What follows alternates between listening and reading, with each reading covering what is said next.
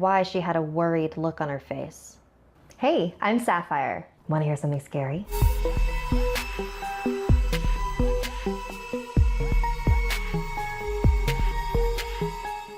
Before we head into our next chapter, make sure you subscribe to Snarled and turn on the bell for notifications.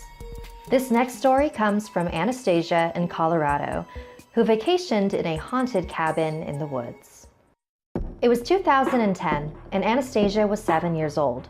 One day, her father told the family about a lovely cabin in the mountains of Colorado, which his friend rented out year-round. It was pretty far from any major roads and tucked away in a grove. There was a rushing river and a waterfall. He wanted to visit in the wintertime, and her mother thought it was a great idea too, and so they planned a short vacation at the cabin. When they first arrived, Anastasia had a strange feeling about the house.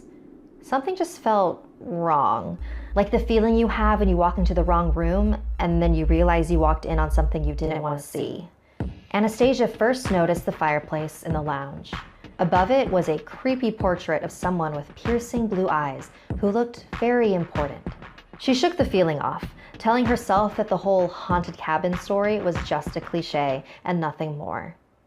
Up the stairs was the bedroom she and her sister would share. It had 2 bunk beds right next to one another, the ladders across from each other.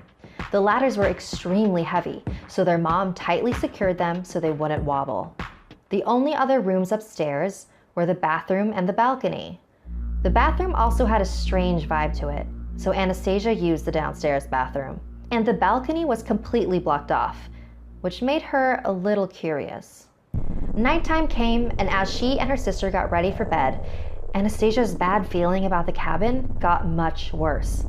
She went downstairs to find a different room to sleep in, leaving her sister alone. Anastasia decided to sleep with her mother in one of the extra bedrooms. It was the only bedroom that felt different from the rest of the house. No weird vibes or energy. She felt like she could fall asleep there. There was a scrapbook on the bedside table, and her mom picked it up and flipped through it. There were photos of the property before the cabin was built, along with progress photos of the construction. They made this entire place by hand, she mentioned, in awe, although Anastasia wondered why she had a worried look on her face. Anastasia was able to sleep comfortably through the night with no strange occurrences. And then the morning came. She and her mom walked into the kitchen to make breakfast and paused. Every single cabinet in the kitchen was open about 45 degrees. There was shattered glass all over the floor, and yet none of the windows or doors were broken.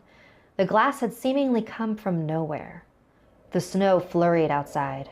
Her sister was still asleep. What happened last night? They decided to sweep up the glass and close all the cabinets and forget about it. Although Anastasia noticed her mom had that same worried look as the night before. Later that night, Anastasia and her mom were getting ready for bed when her mom told her about what happened earlier that day. Her dad was telling her mom and sister to go check out the river because it was beautiful. They walked outside, and her mom was about 2 feet from the edge of the river. It was roaring violently. Suddenly, she felt a push on her back and stumbled forward. She fell onto the ground and clung onto the grass so she wouldn't be swept away in the current. She stood up, brushed the frost off, and yelled, "Why did you do that?" But when she turned around, no one was behind her. Anastasia's father and sister were already back in the cabin. Anastasia could see the same worry in her mother's eyes as she told her this story. They woke up the next morning to another strange discovery. There were peculiar white marks all along the floor. It looked as if someone had tracked in white paint. They began in the middle of the kitchen and ended at the fireplace. How the hell did that get in here? Later that day, Anastasia's sister tried to convince her to sleep in the bunk bed room with her. Anastasia continued to refuse, but to make her sister feel better, she told her that she'd come play with her before bedtime. Her sister was standing at the foot of the bunk bed ladder, and Anastasia was telling her something while climbing it. That's when the ladder began to move. Her sister wasn't touching it. She was halfway up when the ladder had straightened all on its own before falling backwards. Anastasia was thrust into the other ladder, and her arm was crushed under the weight.